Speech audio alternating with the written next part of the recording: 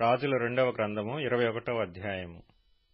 మనష్షే ఏలనారంభించినప్పుడు 12 వాడై యెరూషలేములో 55 సంవత్సరములు ఏలెను. అతని తల్లి పేరు హెప్సీబా. అతడు యెహోవా దృష్టికి చెడుతనము జరిగించుచు ఇశ్రాయేలీయుల ఎదుట నిలవకుండా యెహోవా వెళ్లగొట్టిన జనములు చేసినట్లు హేయక్రియలు చేయుచూ వచ్చెను. తన తండ్రి అయిన హిజ్కియా పడగొట్టిన ఉన్నత స్థలములను అతడు తిరిగి కట్టించి బయలుదేవతకు బలిపీఠములను కట్టించి ఇశ్రాయేలు రాజైన ఆహాబు చేసినట్లు దేవతాస్తంభములను చేయించి నక్షత్రములకు మ్రొక్కి వాటిని పూజించుచుండెను. మరియు నా నామము ఉంచుదునని యెహోవా సెలవిచ్చిన యెరూషలేములో అతడు యెహోవా మందిరమందు బలిపీఠములను కట్టించెను. మరియు యెహోవా మందిరమునకున్న 2 శాలలలో ఆకాశ సమూహమునకు అతడు బలిపీఠములను కట్టించెను. అతడు తన కుమారుని అగ్నిగుండము దాటించి జ్యోతిషమును శకునములను వాడుక చేసి యక్షిణిగాండ్రతోనూ సోదెగాండ్రతోనూ సాంగత్యము చేసెను. ఈ ప్రకారము అతడు యెహోవా దృష్టికి బహుగా చెడుతనము జరిగించుచు ఆయనకు కోపము పుట్టించెను. యెహోవా దావీదునకును అతని కుమారుడైన సొలొమోనునకును ఆజ్ఞ ఇచ్చి, ఈ మందిరమున ఇశ్రాయేలు గోత్రస్థానములలో నుండి నేను కోరుకొనిన యెరూషలేమునందు నా నామమును సదాకాలము ఉంచుదునని సెలవిచ్చిన యెహోవా మందిరమందు తాను చేయించిన అషేరా ప్రతిమను ఉంచెను. మరియు ఇశ్రాయేలీలకు నేను ఆజ్ఞాపించినదంతటినీ నా సేవకుడగు మోషే వారికి వ్రాసి ఇచ్చిన ధర్మశాస్త్రమును వారు గైకొనిన ఎడల వారి పితరులకు నేనిచ్చిన దేశములో నుండి వారి పాదములను ఇక తొలగిపోనియ్యనని యెహోవా సెలవిచ్చిన మాట వారు వినక ఇశ్రాయేలీల ఎదుట నిలవకుండా యెహోవా లయము చేసిన జనములు జరిగించిన చెడుతనమును మించిన చెడుతనము చేయునట్లు మనష్షే వారిని రేపెను. కాగా యెహోవా తన సేవకులైన ప్రవక్తల ద్వారా ఈలాగు సెలవిచ్చెను.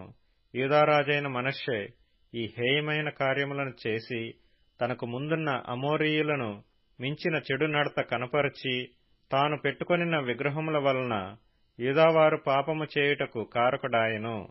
కావున ఇశ్రాయేలీల దేవుడైన యెహోవా సెలవిచ్చినదేమనగా, వినువాని 2 చెవులు గింగురుమన్నునంత కీడు యెరూషలేము మీదికిని యూదావారి మీదికిని రప్పించుచు నేను షోమ్రోనును కొలిచిన నూలును ఆహాబు కుటుంబీకులను సరిచూచిన మట్టపు గుండును యెరూషలేము మీద సాగలాగుదును.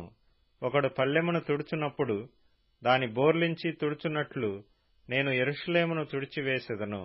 మరియు నా స్వాస్థ్యములో శేషించిన వారిని నేను త్రోసివేసి వారి శత్రువుల చేతికి వారిని అప్పగించెదను. వారు తమ పితరులు ఐగుప్తు దేశములో నుండి వచ్చిన నాట నుండి నేటి వరకు నా దృష్టికి కీడు చేసి నాకు కోపము పుట్టించుచున్నారు గనుక వారు తమ శత్రువులందరి చేత దోచెబడి నష్టము నొందుదురు. మరియు మనష్షే యెహోవా దృష్టికి చెడు నడత నడిచి యూదావారిని పాపములో దింపినది గాక యెరూషలేమును ఈ కొన నుండి ఆ కొన వరకు రక్తముతో నిండునట్లు నిరపరాధుల రక్తమును బహుగా ఒలికించెను. మనష్షే చేసిన ఇతర కార్యములను గూర్చియు అతడు చేసిన దానినంతటినీ గూర్చియు అతడు చేసిన దోషమును గూర్చియు యూదారాజుల వృత్తాంతముల గ్రంథమందు వ్రాయబడి ఉన్నది. మనష్షే తన పితరులతో కూడా నిద్రించి ఉజ్జా యొక్క తోటలో తన నగరు దగ్గర సమాధి చేయబడెను. అతని కుమారుడైన ఆమోను అతనికి మారుగా రాజాయెను. ఆమోను ఏలనారంభించినప్పుడు 22 వాడై యెరూషలేమునందు 2 సంవత్సరములు ఏలెను. అతని తల్లి ఎడ్బయూరి వాడగు హారూసు కుమార్తె అయిన మెషుల్లెమెతు. అతడు తన తండ్రి అయిన మనష్షే నడిచినట్లు యెహోవా దృష్టికి చెడు నడత నడిచెను. తన పితరుల దేవుడైన యెహోవాను విసర్జించి యెహోవా మార్గమందు నడువక తన తండ్రి ప్రవర్తించినట్లు తానునూ ప్రవర్తించుచు తన తండ్రి పూజించిన విగ్రహములను తానునూ పూజించెను. ఆమోను సేవకులు అతని మీద కుట్ర చేసి అతని నగరునందు అతని చంపగా దేశపు జనులు రాజైన ఆమోను మీద కుట్ర చేసిన వారినందరినీ చంపి అతని కుమారుడైన యోషీయాకు అతనికి మారుగా పట్టాభిషేకము చేసిరి. ఆమోను చేసిన ఇతర కార్యములను గూర్చి యూదారాజుల వృత్తాంతముల గ్రంథమందు వ్రాయబడి ఉన్నది. ఉజ్జా యొక్క తోటలో అతనికి కలిగిన సమాధి యందు అతడు పాతిపెట్టబడెను. అతని కుమారుడైన యోషీయా అతనికి మారుగా రాజాయెను.